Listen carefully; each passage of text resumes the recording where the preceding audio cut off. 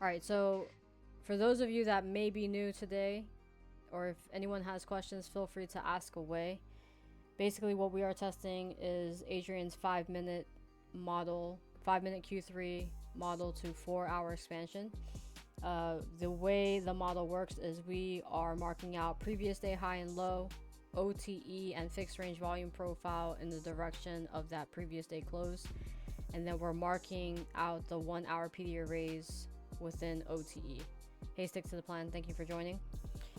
And the model consists of a 5-minute change of state of delivery happening during Q3. We wait for displacement. We mark out the 5-minute PD arrays as well as OTE of that displacement out of the range or out of the zone. This creates the change of state of delivery and leaves behind a manipulation zone. Once price returns to that zone, we then take a trade at premium or discount OTE coupled with the zone. So 50%, 62%, 70.5%, and 79% retracement levels, again inside the zone. And then we're basically going to target the half levels 1.5, 2.5, 3.5, 4.5, as long as it's over 1R. And we aim for the entire deviation if price keeps supporting that.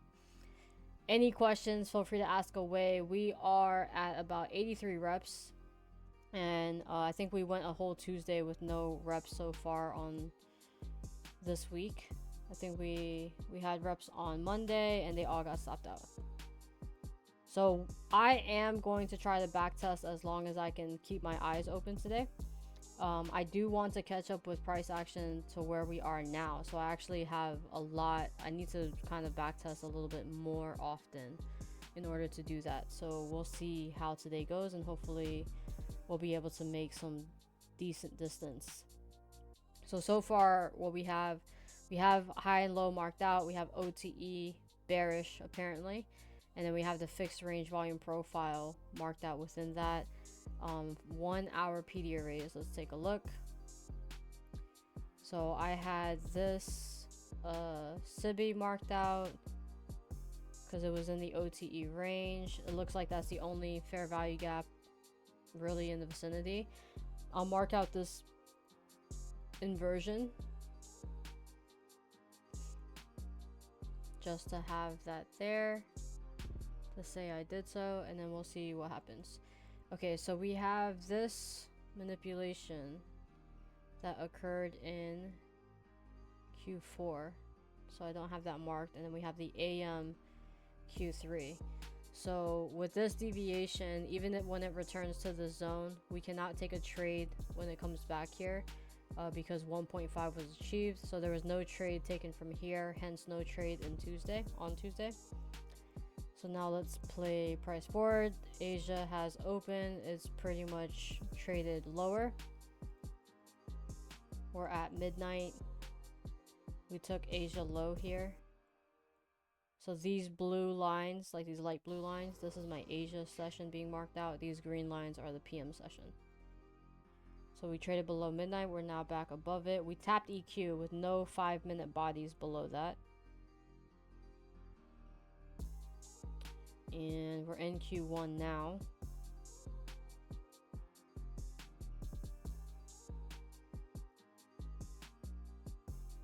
Okay. We're approaching Q3. The swing, if we close below this low, this would be the change of state delivery, the way Adrian teaches it. After tapping this BPR at 0.705 to 0.79 of previous day's range. So below here is where we will get a 5-minute CSD. If it gives it to us, if it trades higher, hold on a second. So this high took this high out. So now it actually moves to this low. So there's our Q3 CSD, CISD. Here's our Q3 manipulation. This is London.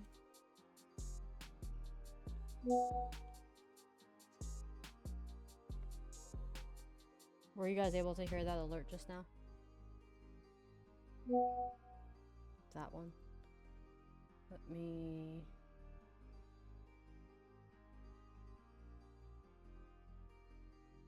Okay, I muted it. Thank you so much. All right, so now we're gonna pull our deviations from this. So we are having a 5-minute change in state delivery from a 1-hour inversion there. All right, so we tapped 1.5. So we cannot take a trade even if it returns to the zone from here because our first target is already achieved. So now we just kind of have to watch this play out. I think we're approaching the time of year where we start to have large expansions. And because of that, I think we're going to see a lot of instances in which 1.5 was achieved without us being able to take a trade.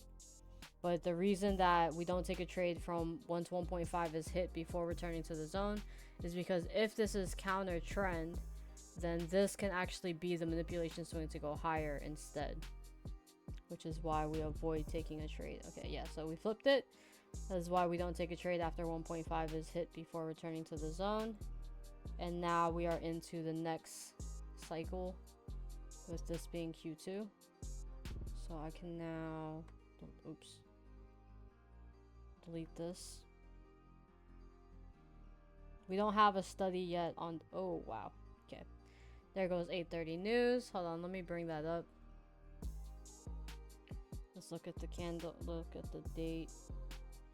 Okay, this is February 12th, Wednesday. I'm gonna assume this is CPI.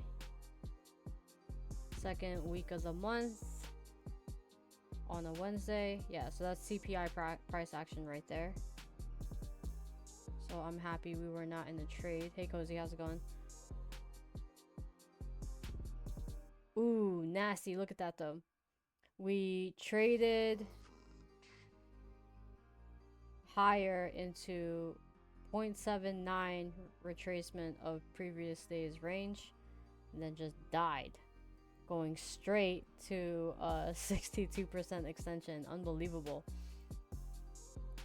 All right, so let's see what we get here.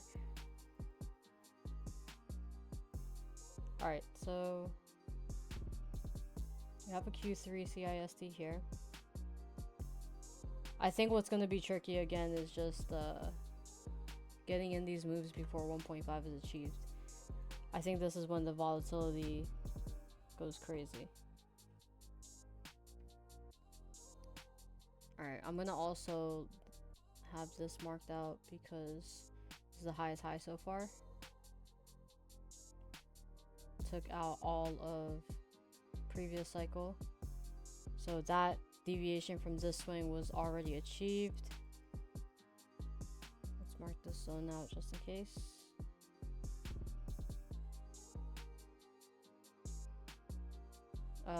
This is, yeah, everything is always uploaded to YouTube. If you check out my channel underneath London Asia sessions, all of the videos that we have for our backtest sessions will be located in there.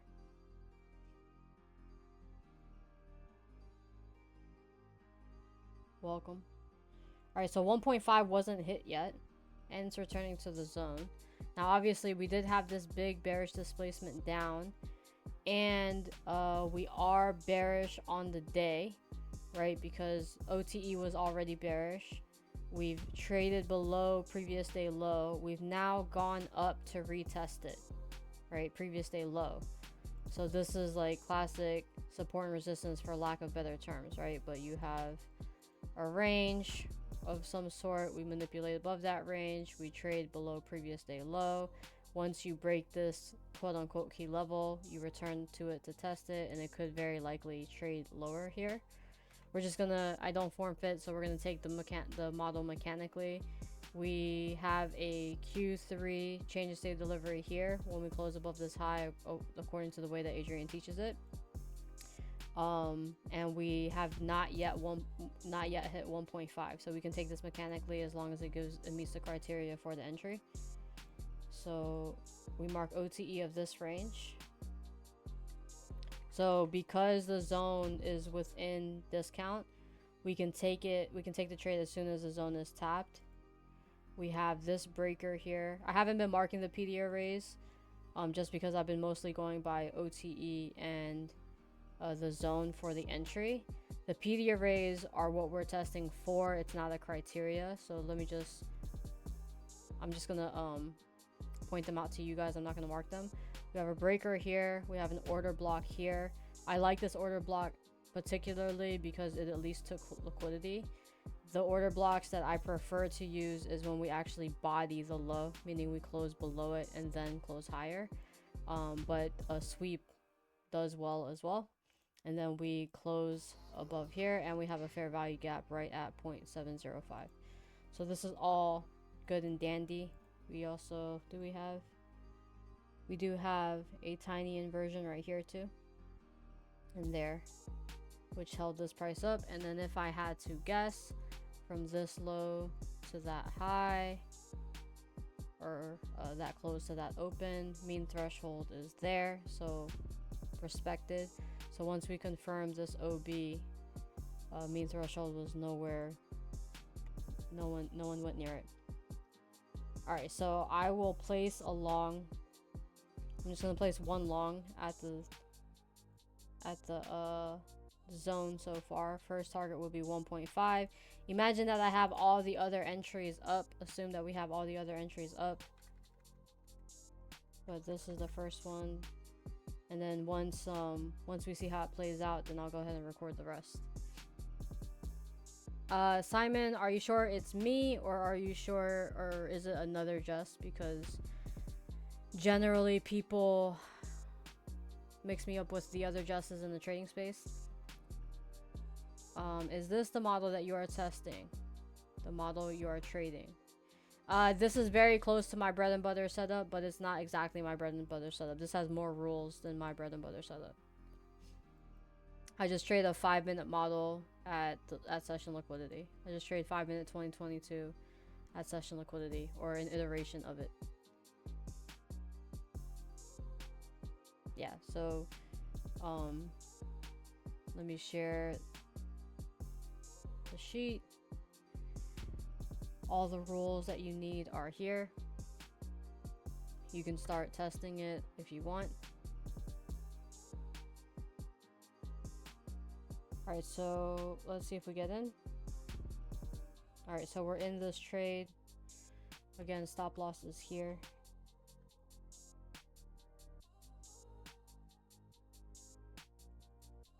All right, so first TP hit. The only entry we got off was 0.618. So theoretically, we are break even if we're holding for further targets right now. So let's just see what happens, where it goes. All right, so 2.5 not hit yet. Again, we're BE for the rest.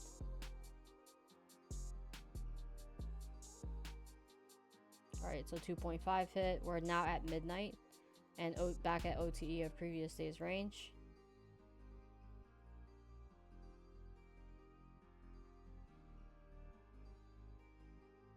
We're at 130 now. Q1. Let's see what the next cycle brings us. So this candle, 10 a.m. to 2 p.m. obviously closed bullish, and we closed above this candle's EQ. So we do have reason to hold for higher here. Okay. We did sweep previous day's low, and we actually traded above it and stayed above it, as opposed to retesting it and trading lower here. So see, as soon as we traded above it, it failed again. We traded above it once more. It acted as support here, and we traded higher. So now we have another Q3. I want to see if another manipulation is going to form. I'm watching this low to see if another manipulation forms. We want to see some sort of support for higher. So right now, as of the 2 p.m. open, we do have this change of state, or we do have this manipulation lower to go higher, and I want to see if this low holds. If this low fails, then we're likely going to see downside. Higher it goes. Next target achieved, 3.5, and now we're into the next trading day. All right, so now let's track this. Luckily, it was only one trade. Let's see if 3.5 was achieved before the end of day, and it was not. Wow, it was hit on the open. All right, so we'll bring this down to 2.5. The target is what we are testing for. We are not, this is not a requirement for us to close. We automatically break even at 1.5. So it's not something that we're form fitting for those of you that are new today. We are testing to see how far the trade actually goes, meaning how long we can hold. And so let me just double check again. Yep, 3.5 was not hit. So we would have basically held through PM session to no avail if we were waiting for that 3.5. Of course, it obviously closes like really close to it. Let's assume that we all closed at 4 p.m. At 4, we would have still been at 2.5. So you could just we could have just closed back here. All right, so again, just that one entry. Oh no, we have 2 entries actually. So we have 0.5 plus the zone, and we have 0.618. And they were both entered at the same time. I'm going to duplicate this. Does anyone have any questions? I'm going to start tracking these trades. This is the best time or the best opportunity that you have to ask me questions while I'm just kind of tracking data. And you'll see how I do that in a second. Okay. And we would have trailed our stops on this candle.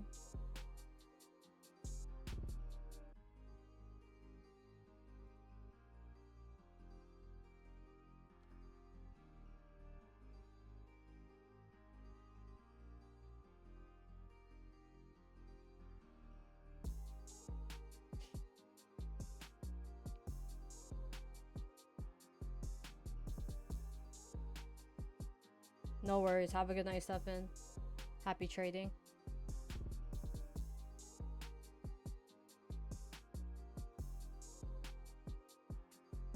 Simon.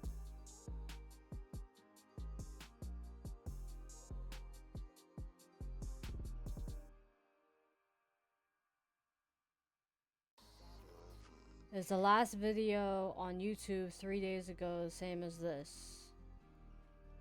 Yes, it is the same as this. That model, that foundation is for this. So we trade daily bias according to previous day close. So previous day, an example, closed bearish the previous day here. So we are bearish on this day coming into this price action. So determining that bias in that video is the foundation for how we trade this, or how we go into trading the day. Oops, didn't mean to type in caps.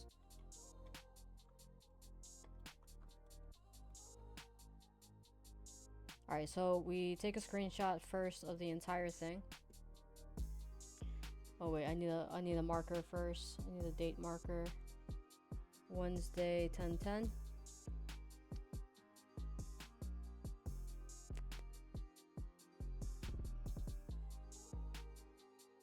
Let me unlock this.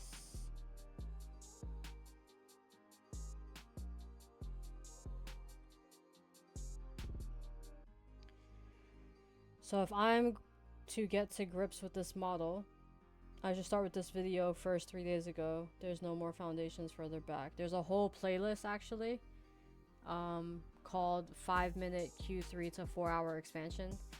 You would want to watch that entire playlist. You can start with this mechanical daily bias. It's out of order. This is kind of a step back to kind of bring everyone back to basics. But you can start with the daily bias and then watch the entire playlist in order. So let me just, sorry guys for the digression here. So this is the playlist that you want to watch. 5-minute Q3 to 4-hour manipulation. If we just click on this, let me pause the all right, it actually goes to Adrian's videos first. There's 2 videos I did with him in which we explain the model and I kind of ask him questions about it. But you can definitely start with the daily bias video first and then go back to the top and watch in order. And then you'll basically be up to speed with where we are now. Like literally every rep that we've gone through on this model, with the exception of a few days. There's definitely a few days that I did not test. I mean, I did not record. Yeah, exactly. Good to go. But the daily bias video is like stupid simple. I don't think you necessarily need to watch the entire video if you have some sort of foundation for daily bias already. But if you're completely unfamiliar with ICT, you haven't watched really too much, or you haven't studied too much about daily bias from him, then yeah, it's gonna probably be beneficial. But it's based on ICT daily bias along with T trades and AM trades. February 12th, Wednesday. So we've gone one day now with no trades before this one. This is a Wednesday. We went long.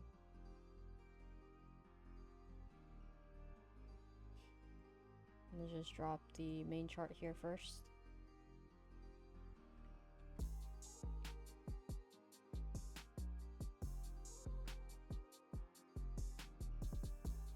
And the time of the entry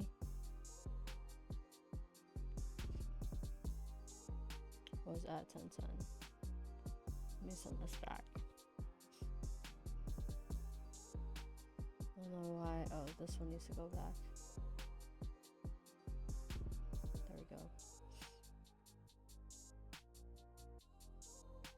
So 10:10 for both and 12 p.m. for both.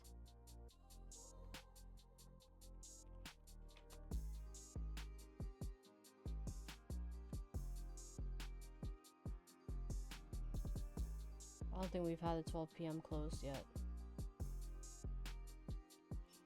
Alright, so that is 120 minus 10 minutes.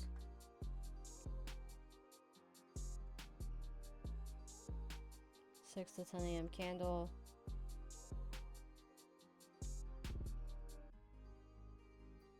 The entry occurs during Q3.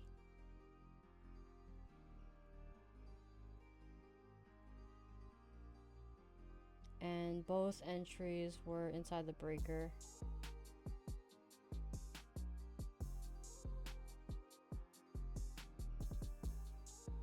Point 0.5, 0.618. Notion kind of takes some time to catch up. That's why I didn't input the time on these yet. 12, there we go. And was there SBS? 1, 2. So it would have been 2.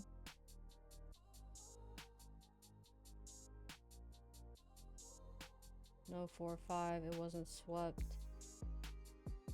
And these occurred during the 9:50 to 10:10 macro.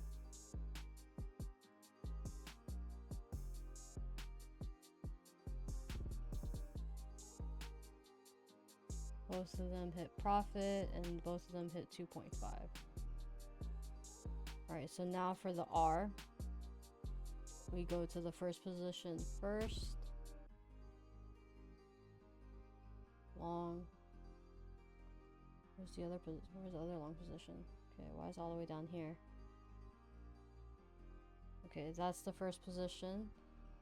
This is the second. Wait. No, that's the second. This is the first. Okay, there we go. Alright, so this is 0.5. We trail our stops there. This was 2.5 R. Which is because the zone was our entry. So it's gonna go to the deviation.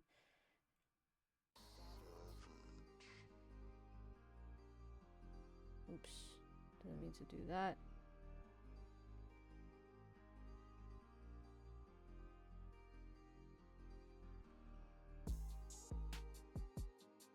Then I'm just gonna mark this. And we went straight from 0.5 to 2.5. well as 0.618 to 2.5.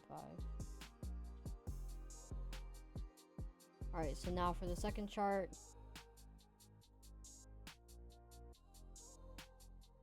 Let me move the trailing stop.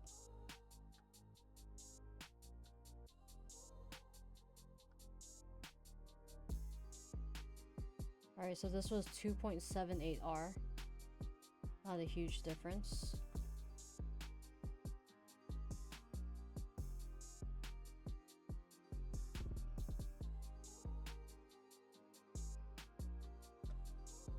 Alright, so what my note for this is going to be a classic CPI manipulation.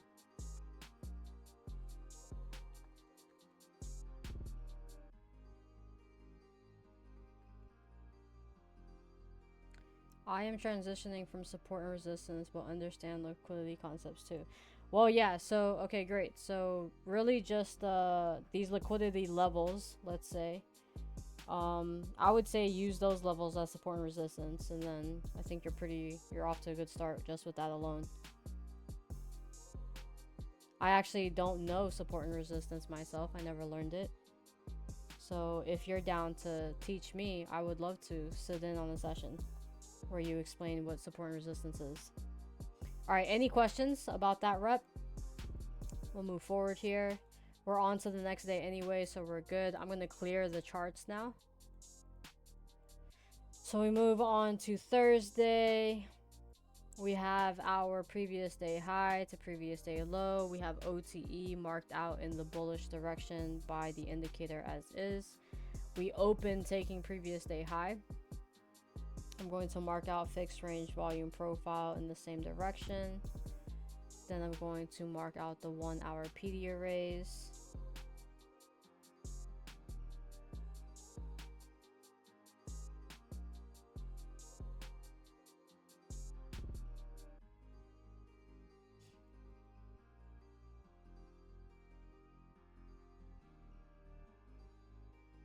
Alright, and was our most recent Q3 is technically this one.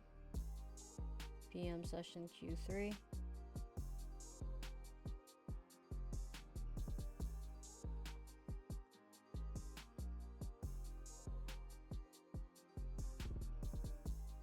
Guys, if you guys have questions, feel free to ask away. Don't be shy. Thank you for everyone that's here. Welcome.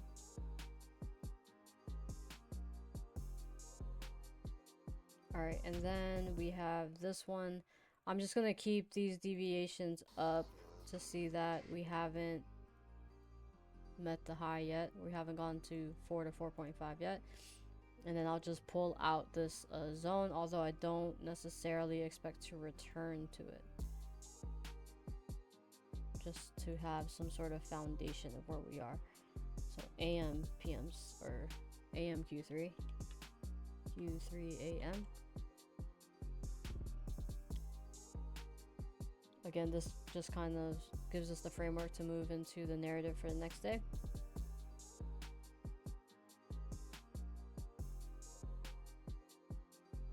Alright, so continues up. Not many of us have accounts where we can hold overnight, so this deviation is still playing out.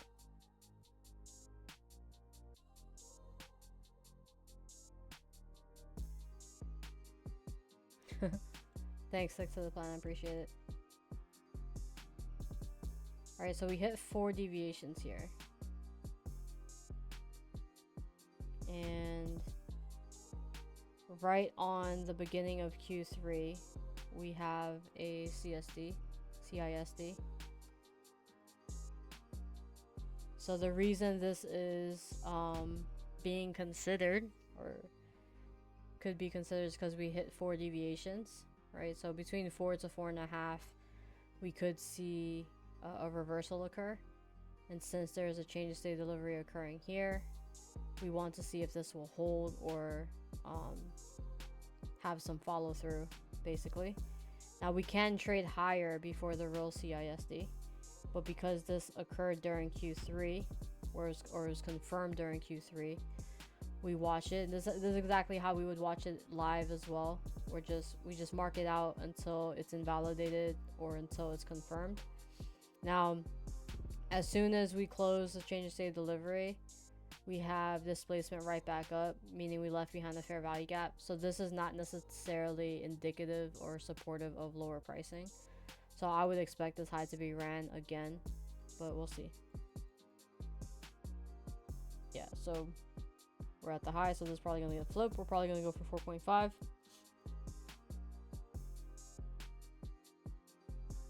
Alright, so hold on a second. Let me just double check. Alright, so we closed this high on Q4. So this is now a Q4 manipulation to go higher. It's not the cleanest neither because we didn't take out all of the quarters. We did take out Q2. And we did manipulate below TMSO. And Q1 was actually an expansion up. So we returned to fair value of Q1. Meanwhile, sweeping out Q2 and then price drove higher. I'm gonna move this over here. This is a Q4 manipulation so far, and then I'll just move this up.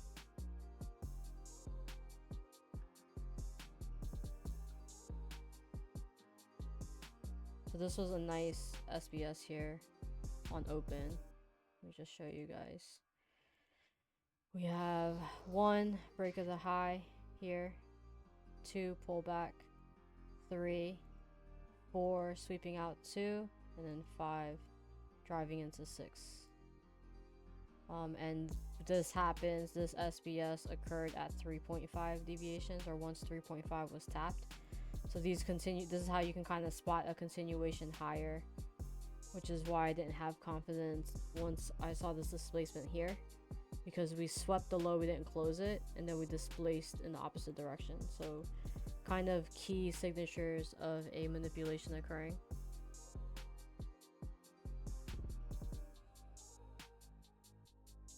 Alright, so now we're into midnight. Nothing happening just yet. I'm gonna pull this deviation to see what happens. So once we got above this change of state of delivery, no continuation or follow through neither. We're now back below it. So we want to see what happens.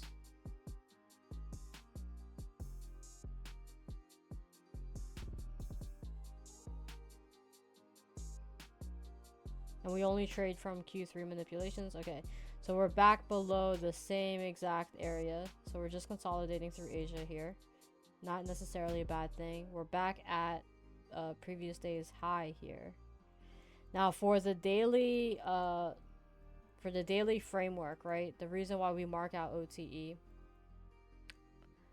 is because we would ideally want to get back into previous day's EQ before driving higher, right? Now, with that being said, there's a 1 hour BPR above EQ or in premium, and it's around 25% of previous day range.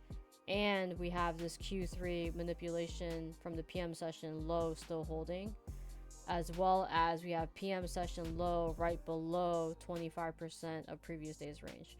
So I don't personally see EQ being retested in this case, especially after we had a CPI manipulation, right? What I would expect to happen here is for a classic buy day to occur around 25% because of this 1 hour BPR, because of this Q3 manipulation, PM session manipulation holding. We have midnight and 25% of previous day's range, all kind of in the same area. So we have 4 reasons here acting as confluences with one another as to why this should hold and we should go higher from here. We also have fixed range volume profile, fixed point of control right in this all same area, right? So many reasons for me to think a classic buy day is going to occur here. After a CPI manipulation, you would generally expect a PPI continuation, which is this guy right here, the news that we're going into at 8:30. So going into London, let's see if this forms low of day or not. I just want to confirm that I'm not missing Q3 manipulation or anything. So far Q4 has the high, so I'm just going to mark out the deviation for here. And we're already at 4.5.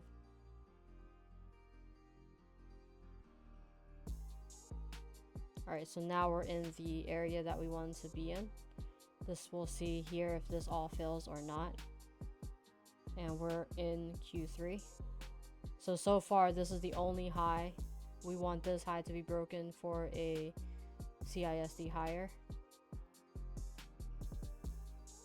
Alright, so PM session low taken. 25% of previous days. Range retested with no bodies below it.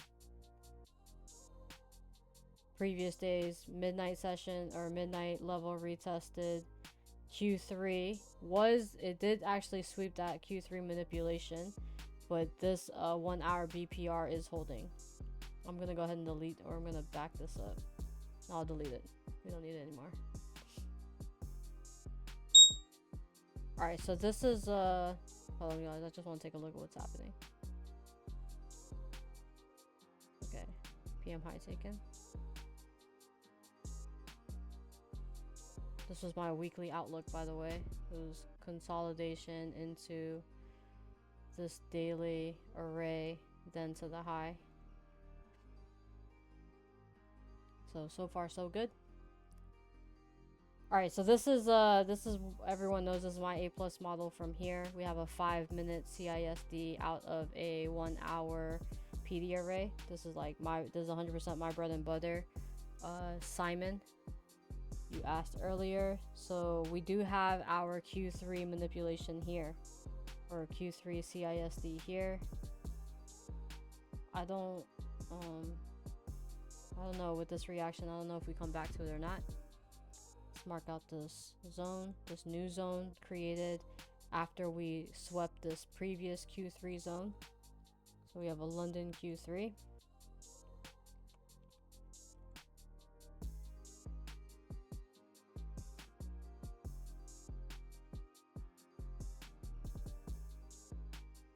Okay, so we'll just keep watching OTE as this expands higher.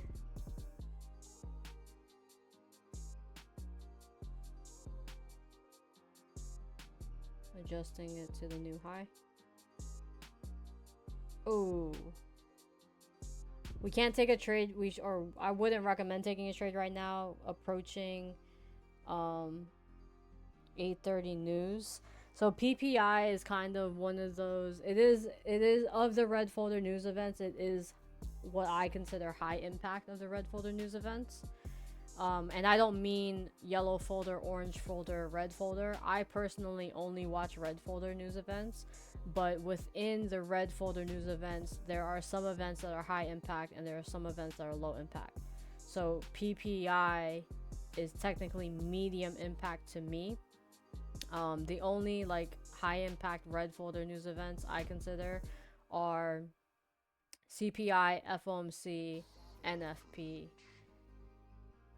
And I think those are the main three. Those are the big three, right? Yeah, did I say that right? CPI, NFP, FOMC. Yeah, that's it. So those are the red folder events that I will not hold a trade through. I won't trade before, but I will maybe trade after. Medium impact events like this, like PPI, again, because PPI is more oftentimes a continuation of CPI. I would feel comfortable holding through PPI, but if you've never held through PPI before, just avoid it. Maybe don't trade before, but you definitely 100% could trade after. If you see a good setup before, I don't think that you should avoid it personally. But again, this is, with the extreme caution that if you have not held through PPI before, don't do it. Don't do it. PPI can definitely have some good price action. So I want to see here if we retested the zone. All right, so that's our first entry technically.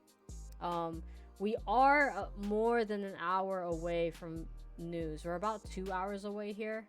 So I actually don't feel too cautious about taking this trade. I think it can expand a decent amount before news hits that we're probably good. We're probably safe.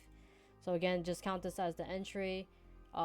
Imagine that I had a position up, it tapped the zone. Let me pull up the deviations, didn't do that.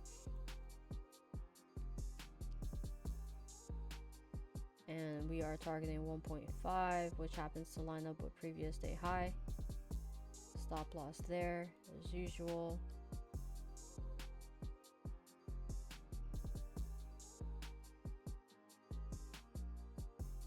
And we get into the trade there. Imagine that I have entries at all these other levels, and you know, if it gets down there. Okay, so 0.618 also entered on. I'll add it later. 7 a.m. here. So the PD arrays again in this instance are actually the same exact PD arrays that we had back here. We have a breaker, an order block, and a fair value gap. Pretty classic setup there.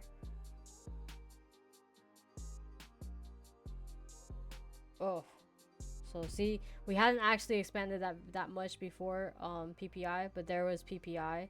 I don't think that's too crazy. I don't know. Let's take a look how bad that was. 113 points. Okay, that's volatile. I think that's 100 points in 5 minutes, right? But I don't think that was like a, I don't know. That doesn't, maybe because the price action is so wicked here, this doesn't look crazy volatile to me. So yeah, for me, I don't mind holding through that. So we are technically break even for our first two, or for our two entries here. Assuming that we're holding for higher prices. So imagine that we're break even. Let me actually draw the trailing stop really quick.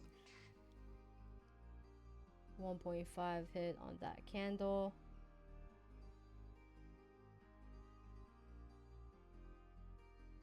Ooh, kind of hard to delineate that. Okay. There's a lot going on here at this level now. So consolidating above previous day high. We are now approaching the open on the next candle. There we go. So expand through 2.5, expand to 3.5.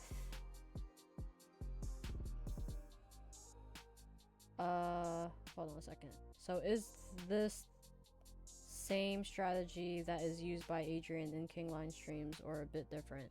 It's different in that Adrian trades every manipulation. We are only testing Q3 manipulation.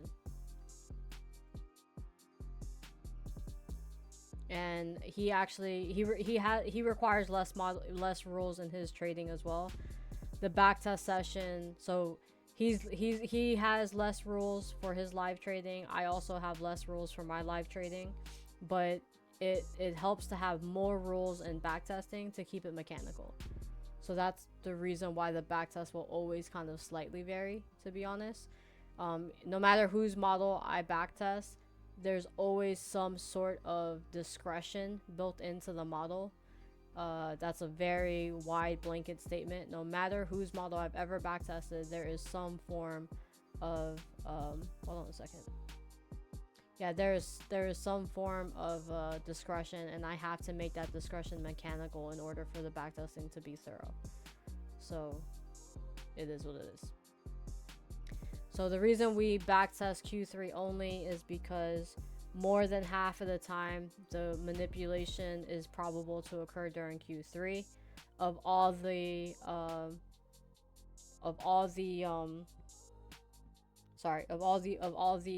manipulations that occur through all of the sessions, 2 standard deviations is bound to deliver about 80% of the time, 1.5 90% of the time, which is why that is our first target.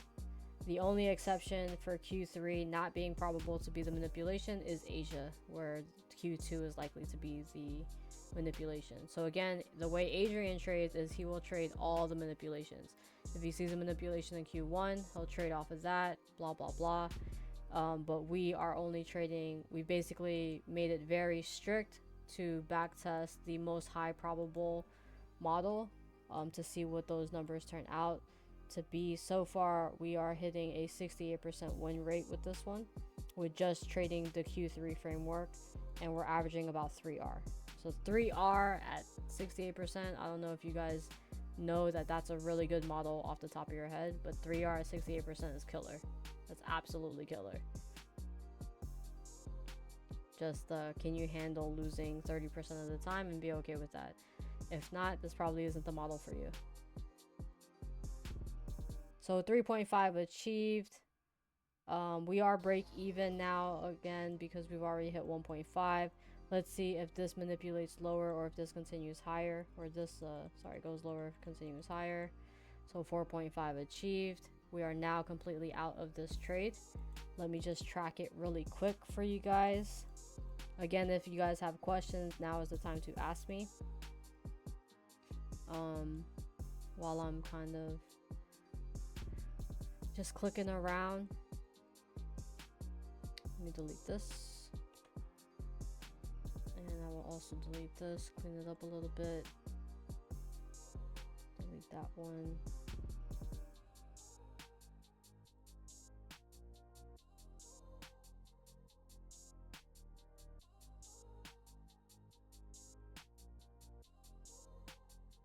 So I did trade this actual trade live with everyone. Not on screen, but in the chat.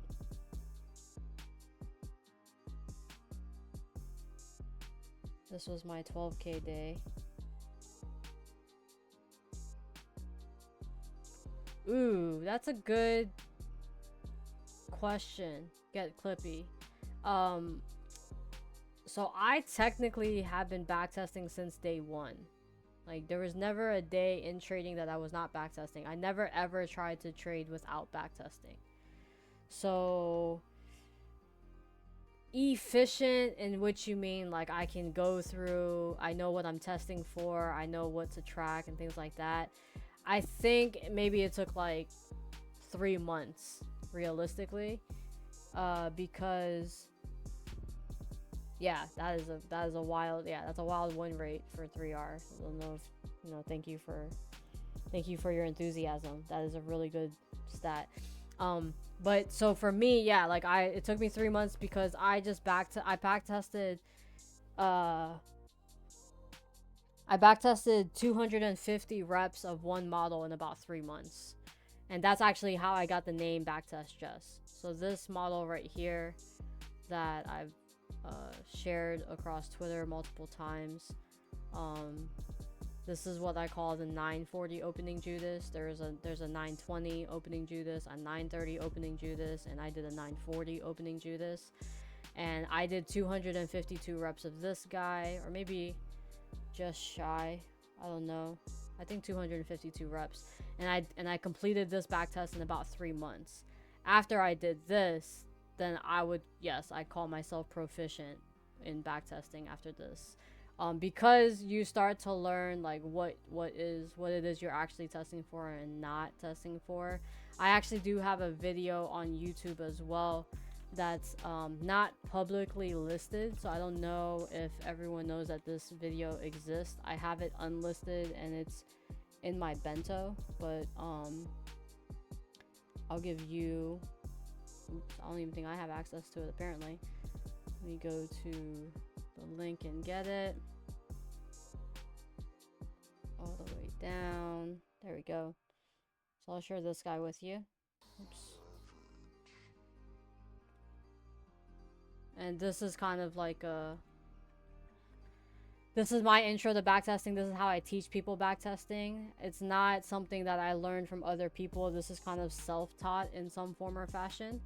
I learned from ICT's words, and I just simply put those words into actions, and this is how I came up with a kind of like a system for backtesting. So that video kind of breaks it down. Can you share your template? I want to start logging my own backtest using your template layout. Yes. So the problem is I accidentally overwrote my actual baseline template with this model unintentionally. So I had to create a new one. And I think it's this one that I'm now sharing with everyone as the template. you can give this a try, and hopefully that should help you out. If you need assistance in setting up this Notion, you can schedule a one-on-one with me, and we can set that Notion up for your model, whatever model you want to backtest. Alright, so sorry guys, I know there's a lot of digression here, hard to follow probably. No worries. And then let's zoom out here and take a screenshot of the whole shebang.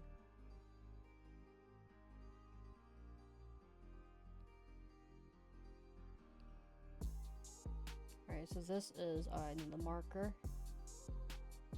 Thursday, February 13th.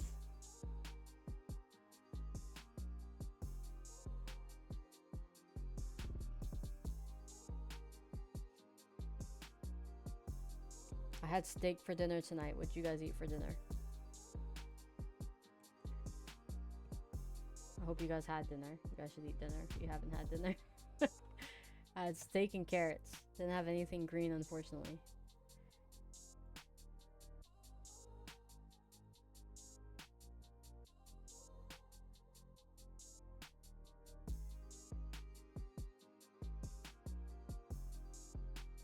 Notion is free. You just have to, you know, obviously everyone makes you create an account, but it's free. I definitely don't pay for it.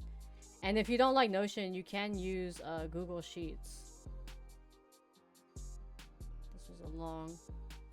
Google Sheets is obviously, you kind of have to know spreadsheets in some form or fashion to really be able to organize the data the way you want to.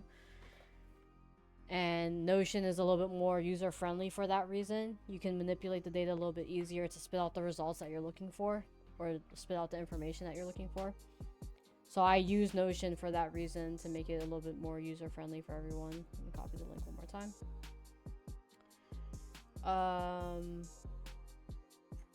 Probably not. I don't necessarily have experience with TradeZella. I think TradeZella is paid, right? So no, I don't, you know, free as much as possible.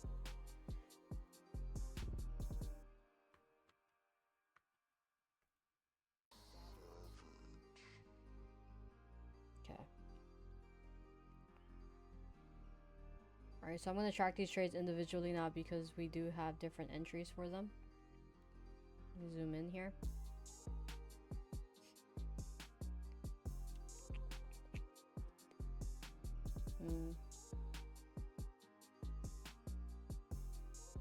Kind of losing my bearing. Long, so that's the second one. There we go. Dude, what am I doing? Alright, so this entry occurred at 6:45. It exited at 10:20.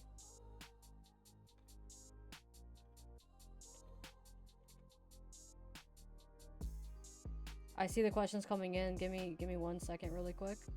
Just get some data in here.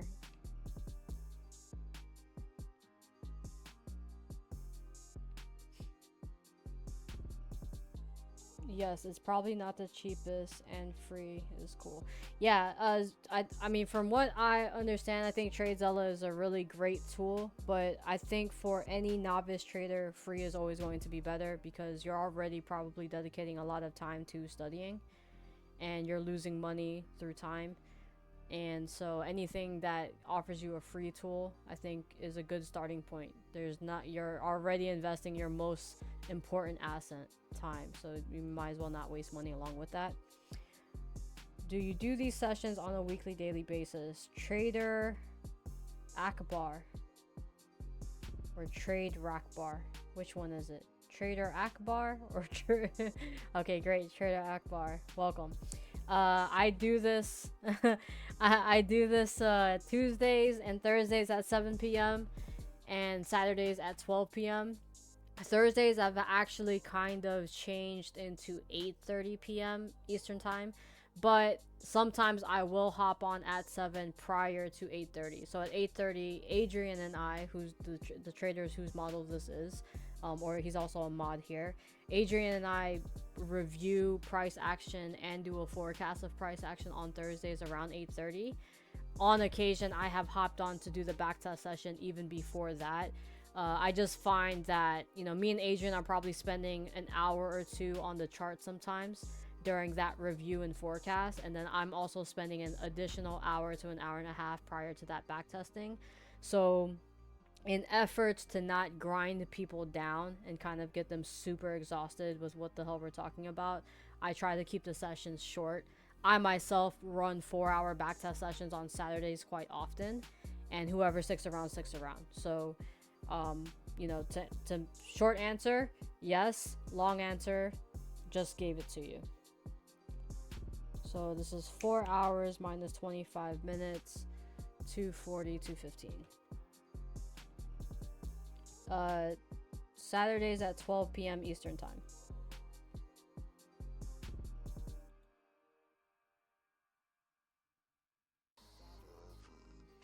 I see Adrian also looking at level logic in recent video. I don't know exactly what that is, but I know it's using historical data for enhancing edge. Yeah.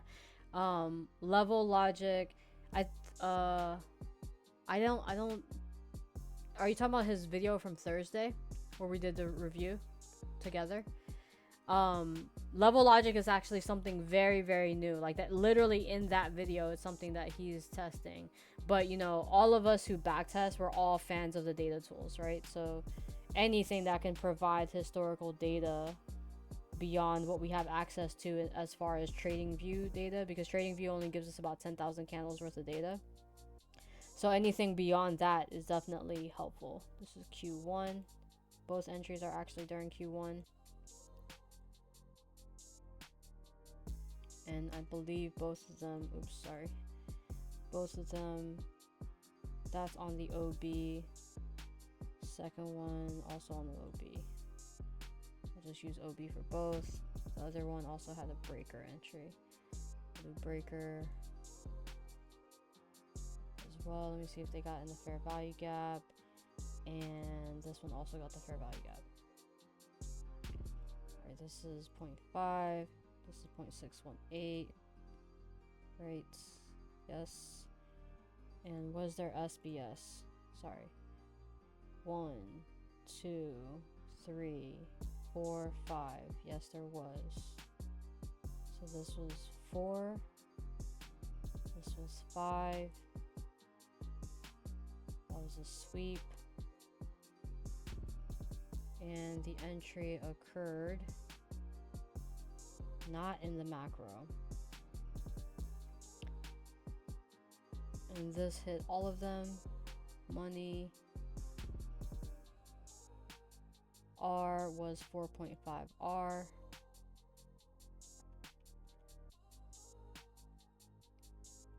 In the chart. Let me just copy it again to be safe.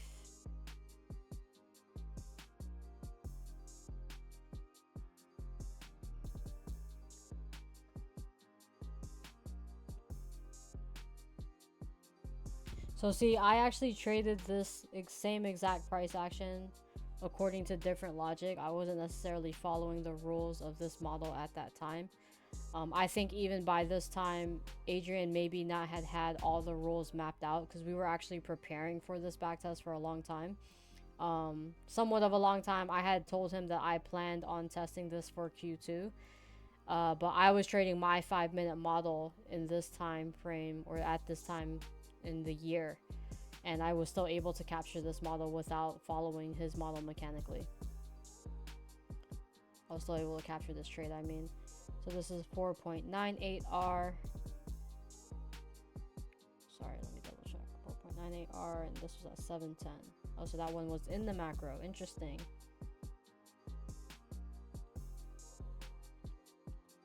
I think this is the first trade at 710. Yes. 1020.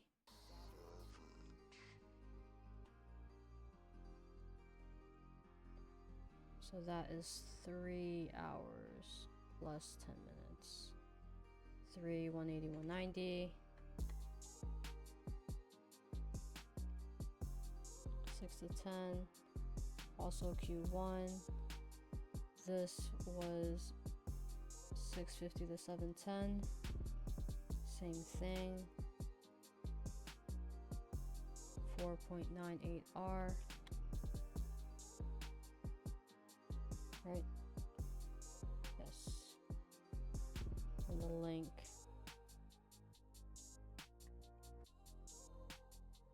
So my note here is going to be a hold through PPI.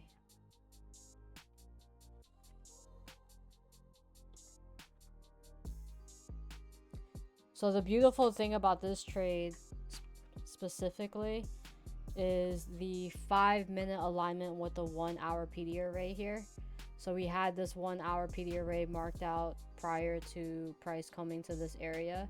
And again, we had all those confluences, right? Fixed range volume profile, 1 hour BPR, 2 session liquidities, previous day midnight, 25% of previous day's range. It all just lined up so beautifully to say, like, this is it. This is the level. This is where you want to get in at. So this is just a super clean trade. Although this hold through here is like probably super painful, it went straight to profit at that 8:30 news event, and then you pretty much stayed green the entire time, hovering above previous day high. You're already at 1.5R, right? And you're already break even. So you just work on holding this basically, and this is just going to bring you home to the bank actually. All right, so now next trade. Any questions? Oops, deleted the wrong thing. Yes, data is king. Love the backtest sessions, Jess. Definitely important for development and confidence. Yeah, I think, I mean, and again, I don't really know anything different from this because I backtested way before I traded. I never touched a live trade without any sort of backtesting ever in my life. Even my first trade ever, I did some sort of backtesting before that, and that was like a BTC trade before I even knew really what trading was. But I was given a roll set. I looked at the roll set and, you know, did a rough backtest of it. And yeah, after that, kind of never did anything different. But if you see it over and over and over again, all price action starts to look like one another, right? You're like, oh, I know this. This is exactly gonna happen again, the same way it did yesterday and the day before that and last month and last year and, you know, blah blah blah. The indicators I'm using for this model are these here. 90-minute cycle by Josh Yu, which marks out these quarters at the bottom. I also use OTE Pro Plus, but I don't remember why it's not showing on here. I always ask myself why it's not showing on here, but it's this indicator. Hold on a second. OTE Pro Plus is this indicator here. If it decides to show itself, this guy right here, which just shows you your higher time frame on the lower time frame. There's a free indicator for that as well. If you want the legit one, you can use my name or even code Kingline, and that'll get you 25% off.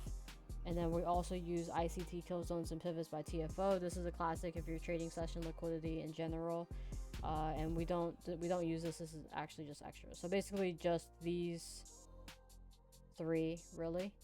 And I would say OTE Pro Plus is probably not necessary.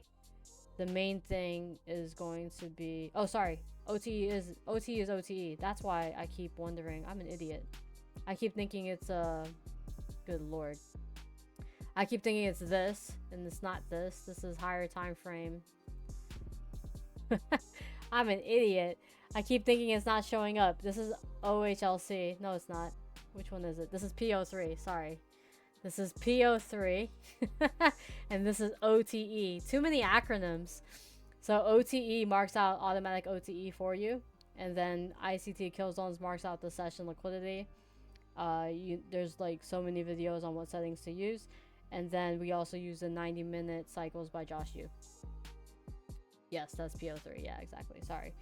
Too many acronyms, just ICT. Yeah, because we're trading the 90-minute Q3. That's the whole model. The 90-minute Q3. and we're tracking to see what quarter we're entering in. Yeah, no worries. Appreciate your questions. All right, so we're into Q1. We're in lunch now. And we have this. We've already met this full deviation. We have a close below this low, and we want to see from here, is there follow through for a CISD, or if this is a run for sell side for more buy side. We do have current day midnight here, and we are above previous day high. So in reality, we should be looking for longs. So we want to see if another Q3 long forms here. Hopefully we get a nice clean Q3 manipulation.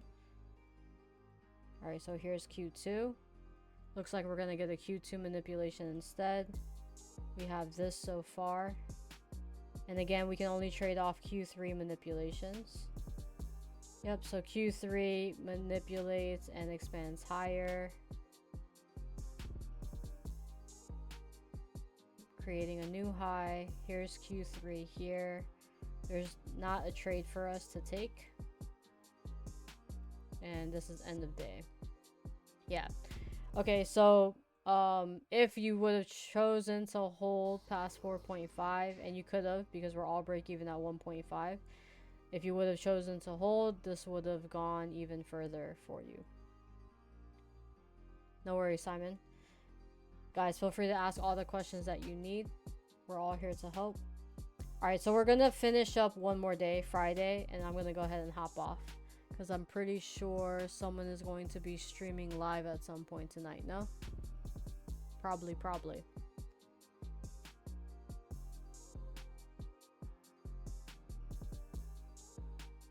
Alright, so again, we have previous day low to previous day high with OTE marked out, and this is all done with the OTE indicator. Again, if you need a discount on that, you can use code Kingline, 20% off. And then we're going, wrong one, we're going to mark fixed range volume profile in the same direction as the close. So this week is a classic PPI continuation of a CPI manipulation. This happens pretty often.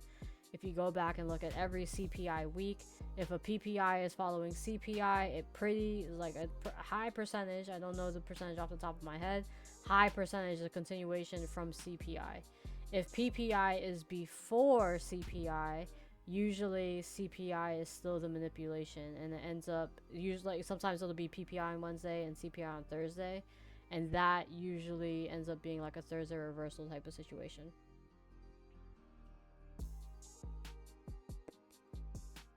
Point of control is here. Let's mark out our 1 hour PD arrays in the area. So we have this one really only that I'm interested in.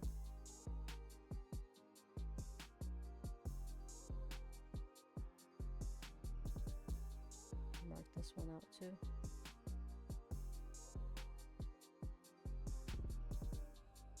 Okay. So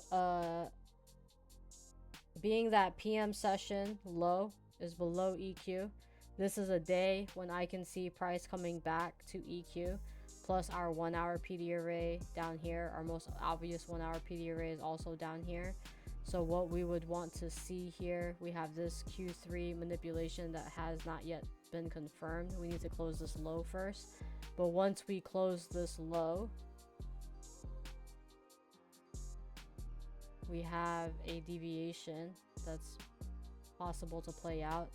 And previous day midnight is at 2.5, EQ is at 2, 3.5, 4 is landing around AM session low, and then 5 is previous day low. So, or yeah, all the way at the low. So I can see us coming down to 2 standard deviations. We may even just stop at 1, and like kind of consolidate here, then like manipulate into EQ and trade higher.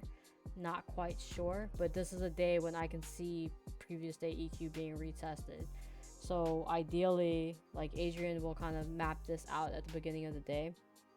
and the way the deviations line up with previous days OTE, we can kind of forecast that something like this is going to happen in this area for us to take the long. Excuse me.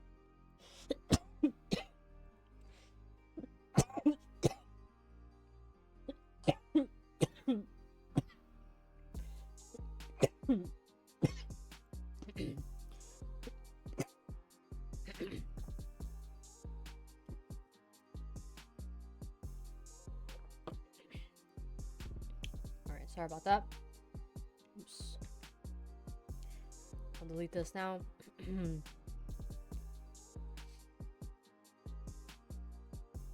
Alright, so it looks like it might trade higher here. Alright, so higher it goes, so this deviation is no longer in play.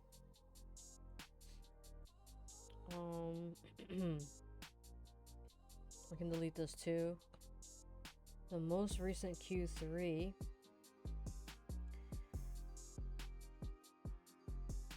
So technically this is the most recent Q3 manipulation we have.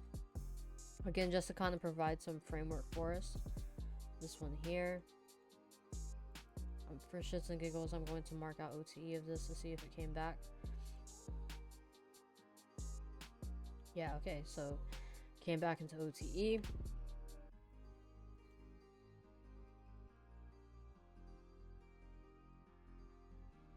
So we're above previous day high.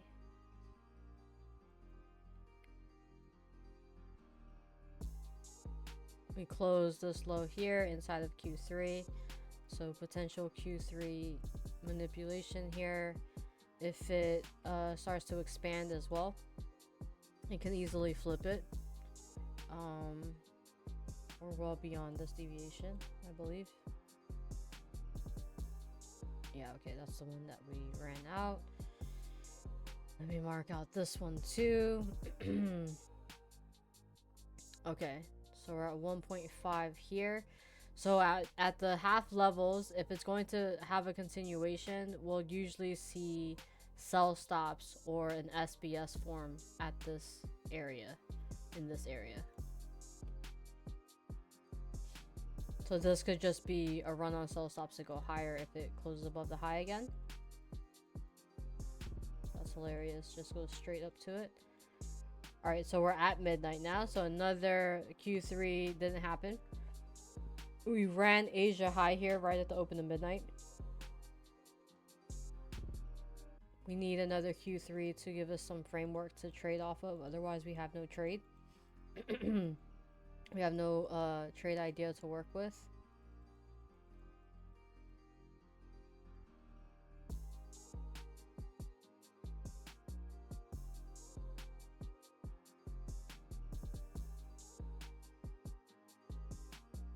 Alright, so we got the close of this low here in Q3. Let's see if this one finally holds.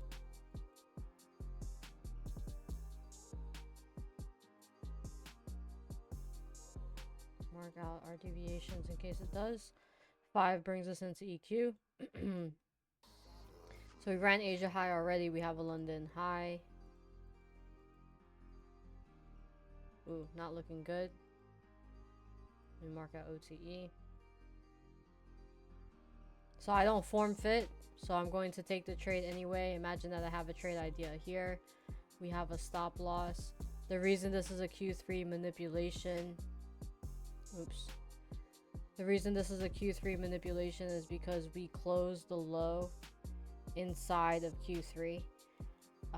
So I accept that as a low. I don't like this close, right? So discretionarily, once you have a BPR kind of invalidating your idea, you can pretty much just close on break even or just opt to take off your limit orders.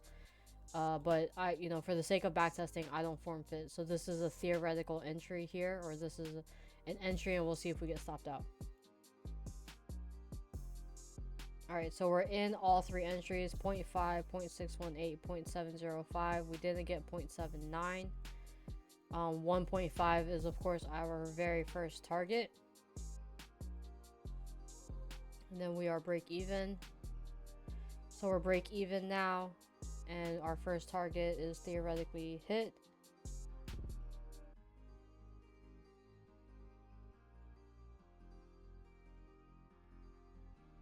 Alright, we're at 7.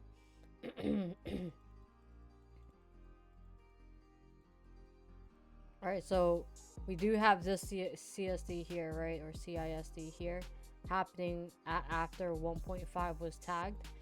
And again, if we're trading counter trend, which we more than likely are because price is overwhelmingly bullish, this is the extent of the retracement level down. Now, we didn't even tag 25% here. So if we get above previous day high after not tagging 25%, that is a very bullish sign to me, because it failed to even get to any sort of discount. Alright, so we're back above previous day high. We would have broken even at this point. So now we will track this trade before I move forward. So we were short from 0.5.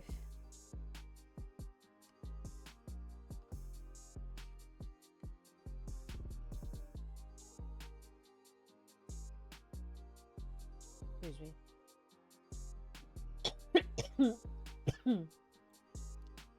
Which we would have entered there.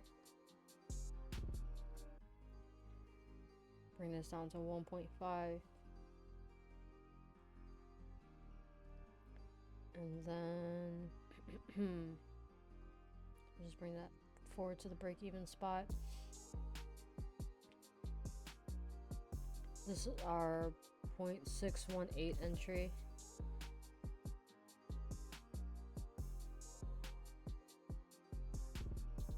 And then our 0.705 is our last one.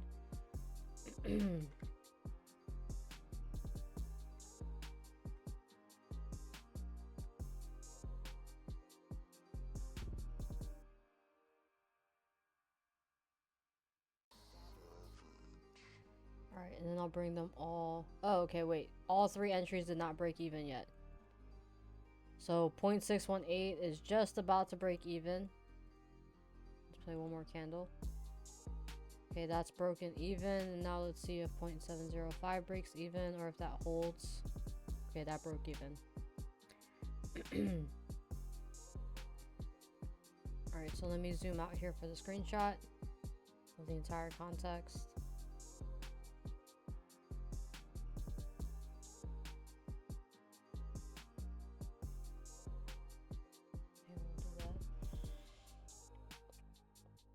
Friday, February 14th.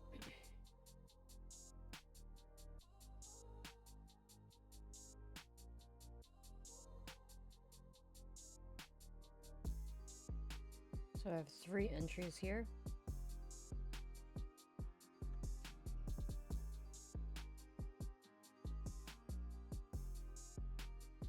Wow, Notion is going super slow now.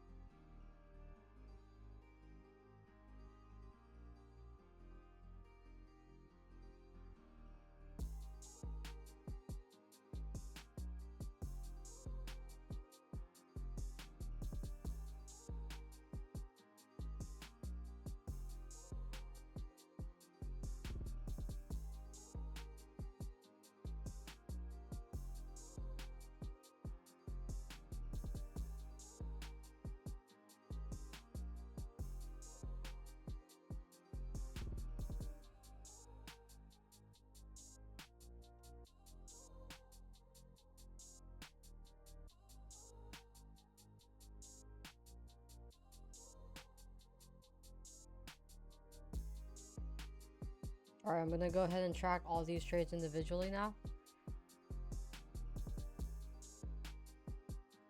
That's good. Zoom out to 1800.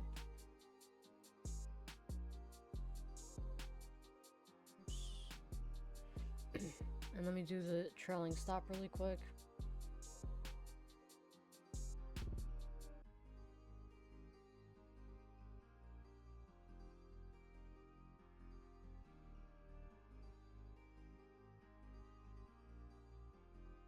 Oh shoot. Wrong line. I was wondering why it was the wrong color. 1.5 here.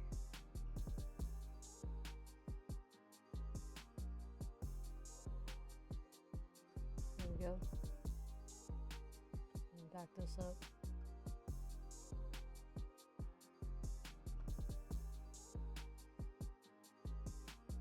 Alright, so 1.99R.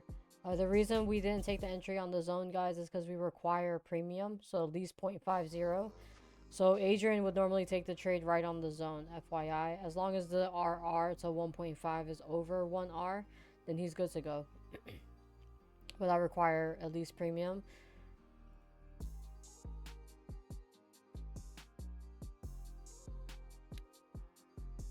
We're not live trading trade in the now, if you're asking about that. We're backtesting. So this entry occurred at 4 a.m. and we would have exited at 6:05.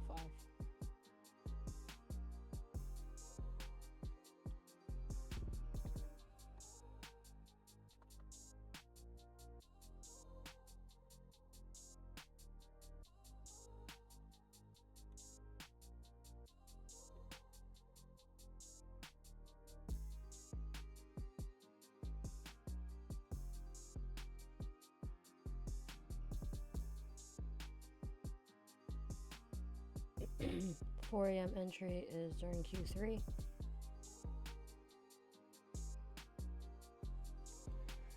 And this entry was inside of a inversion and OB. 0.5,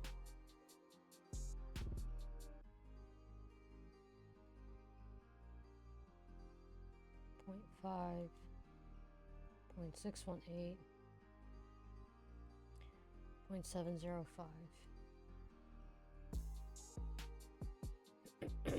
Stands for Q3. It's just the frame in time that people choose, or the window in time that people choose to trade. 1, 2, 3. Yeah, I'll go 2.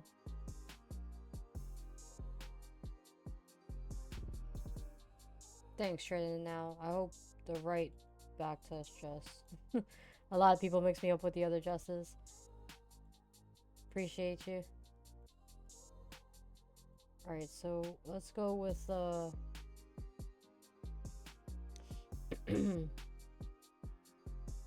go with a sweep.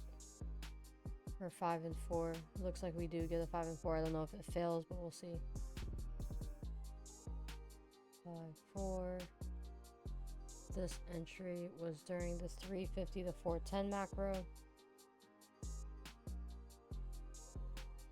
Yeah, there's I don't think their usernames are Jess, but there's obviously a lot of people named Jessica. It's me, Jessica. 199. But yeah, trades with Jess, apparently, like, everyone mixes me up with her. She's also Southeast Asian, I think. So it's like literally everyone sticks to the plan. You're the only one that got it. You're the only one that knew the reference there, apparently.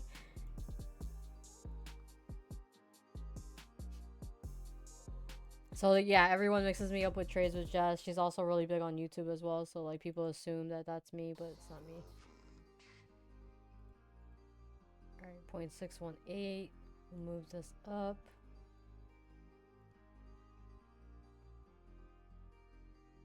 So the breaking even reference is only to show you that that's why we're ending the trade idea, right? Like we're not holding for longer, because theoretically we would have broken even after 1.5R was achieved, or 1.5 deviations was achieved.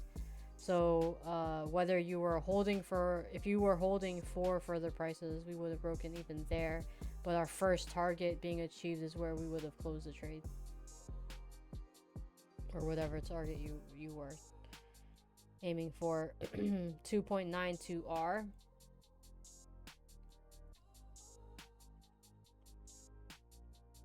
And hold on, let me do the rest of it. Good lord. .618, 410. Also in the macro, 410, 605. Oops. Yes, thank you. There is only one backtest, Jess. I appreciate that.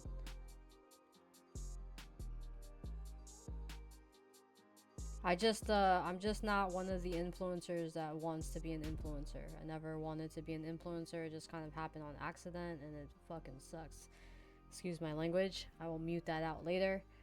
120, 115.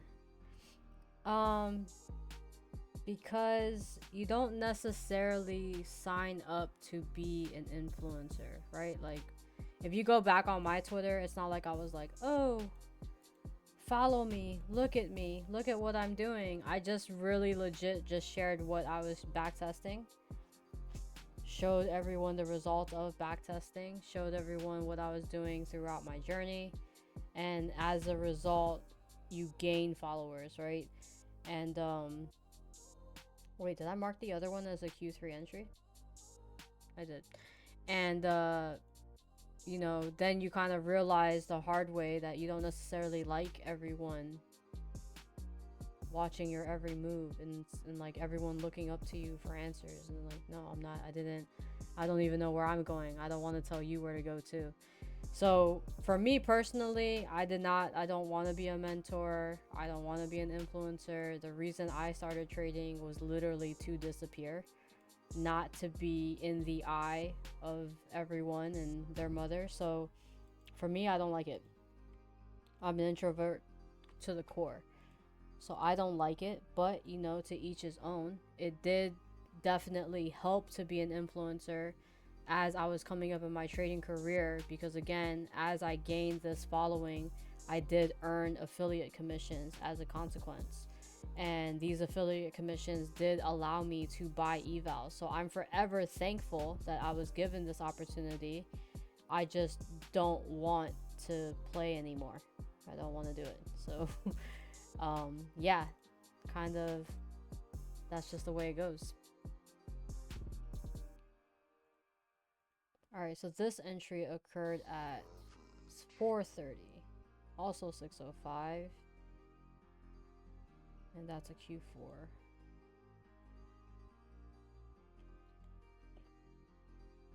The last thing you kind of want to do is invite everyone's opinion in while you're trying to navigate yourself and figure yourself out, especially in trading. So I don't personally recommend it, right? But it is a good way to journal your trades, honestly. Like, if you go to anywhere and you journal your every move and what you're doing, which is what I was kind of using Twitter to do, it does start to build a very solid journal for yourself, and you start to really have a good database for yourself. This is just the OB.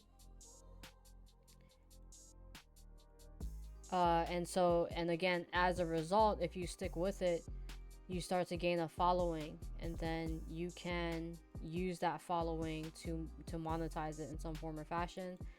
And you know, honestly, like, for me as well, I think the first person that reached out to me to say, hey, like, will you be an affiliate, were all my friends, right? Like, all the other influencer friends that I made. They were like, hey, would you just like take my course and let me know if you like the course, type of thing. And then like, I reached out to FX Replay myself to say, hey, like, can I have a code for my followers for free? I don't actually earn a commission from them, and I just want to give back to my followers. Can I have a code for them, and as a result, I'll be an affiliate. So I was one of FX Replay's very first affiliates. So like, some companies I sought out, right? But other companies sought me out, and again, this just built some sort of side income for me to just really lock into trading. So if you lock in to this idea, it can benefit you, and it could be super good for you. And I'm so thankful, because obviously it landed in my lap for me to make it some way or form, because here I am, 4 years coming up in August as a trader.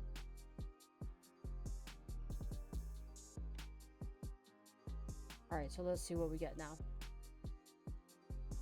This is Q3. Yes, okay. Just wanted to make sure I didn't take the wrong trade.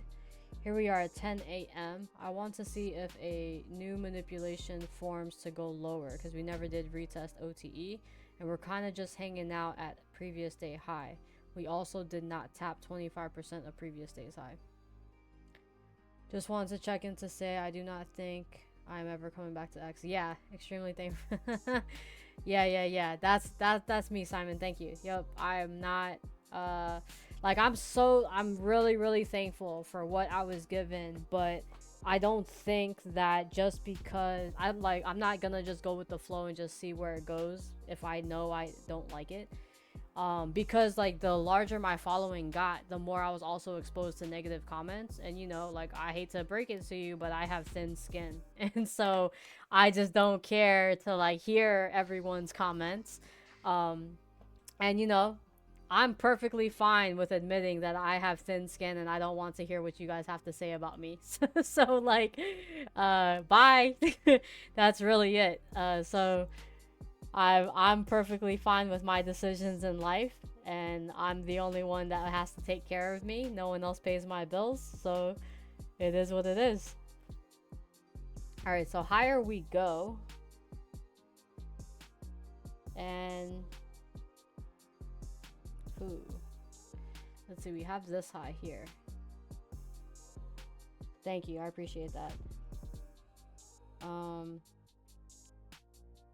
We do have this here that's holding, and we do close it in Q3.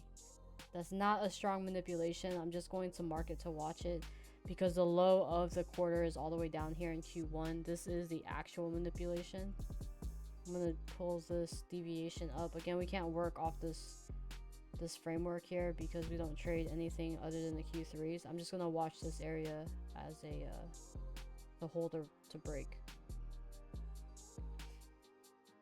But this is the actual Q1 manipulation down here.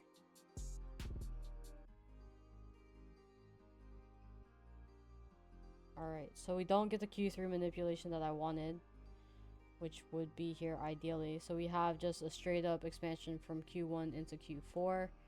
Let's see again what kind of happens for the rest of the day. So again, we trade higher. This again is happening during a Q1, so nothing for us to do here.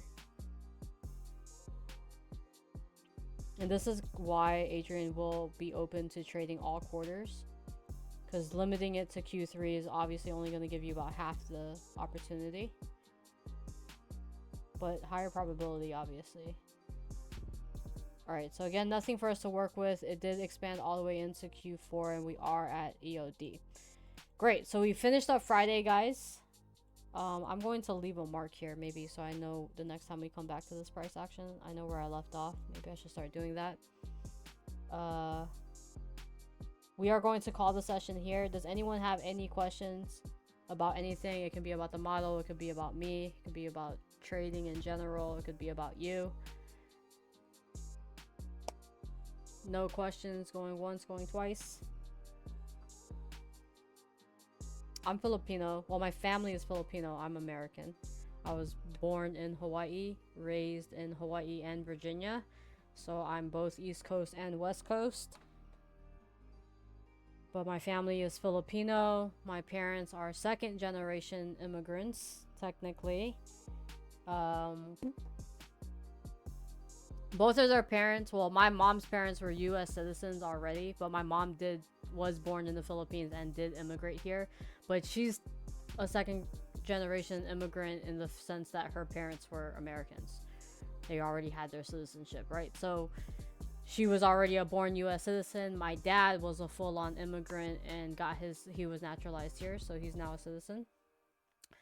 I'm really novice, but you don't seem to be using the PO3 aspect. No, not necessarily. So we are, in the sense that we are looking for the 5-minute manipulation to lead us to the 4-hour expansion. So we are looking for the manipulation to occur somewhere near the open or the low of that 4-hour candle. And then we're looking to catch the ride of that 4-hour candle, right? So we took a trade around here, which would be the low of the 6 a.m. candle, right? We traded above the open and we held until the end of that candle. So we're using the 5-minute manipulations in a unique way, in that we're pairing it with the 4-hour expansion instead of the 1 hour expansion. But we are using PO3 loosely, just not exact. So we're not using the open price, for example, as a reference. Although discretionarily we can refer to it and know that since we're above that, we can probably continue to hold. And then likewise, if we're closing above the high of the previous candle, things like that. EQ of previous candle, things like that. These all apply and add complements to the PO3 aspect.